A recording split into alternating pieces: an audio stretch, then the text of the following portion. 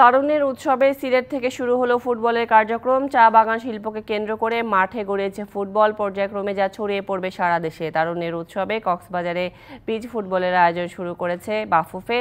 দেশব্যাপী অনূর্ধ্ব-15 টুর্নামেন্ট শুরু হবে এই মাসেই।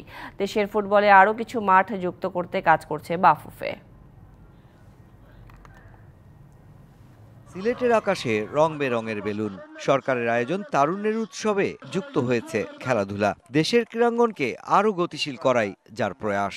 তারুণ্যের নতুন যে দিগন্ত উন্মোচিত হয়েছে, ফুটবলও তার সাথে সেই তাকে তারুণ্যকে শক্তিশালী করার জন্য, তারুণ্যকে একটা শক্তিতে রূপান্তরিত করার জন্য ফুটবল ফেডারেশনও সেখানে সহযোগিতা এগিয়ে আসবে। সিলেটে চা শিল্পের সাথে জড়িত আদিবাসী কিশোর কিশোরীদের নিয়ে শুরু হলো ফুটবল। সঙ্গে রয়েছে আরও ভিন্ন ধর্মী আয়োজনও। এর অংশ হতে যাচ্ছে অনূর্ধ্ব-15 ফুটবলও, যেখান থেকেই আসন্ন বয়সভিত্তিক সাফের জন্য ফুটবলার বাছাই করবে বাফুফে। আমরা এই মাসেই ইনশাআল্লাহ যে কোনো একটা বিভাগে আমরা খেলা শুরু করব।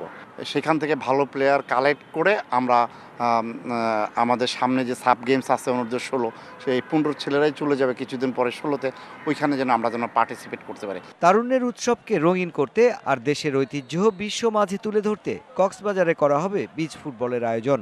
8 জানুয়ারি দিনব্যাপী সমুদ্র সৈকতে চলবে প্রতিযোগিতা। ওয়ার্ল্ডের বলতে গেলে লার্জ অফ দ্য বিচ, আমাদের যেটা আছে ন্যাচারাল বিচ, এত সুন্দর।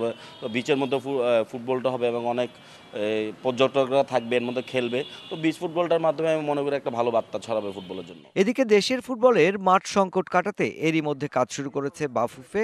সরকারের সাথে আলোচনায় সাড়াও মিলছে বেশ।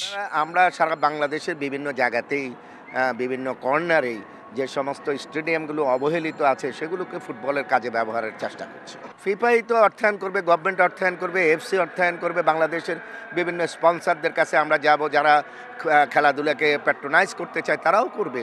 এমন পরিস্থিতিতে যেমন কাটবে মাঠ সংকট, তেমনি তারুণ্যের উৎসবের মধ্য দিয়ে তৃণমূলেও পুনর্জাগরণ হবে ফুটবলের, এমনটাই বলছে বাফুফে।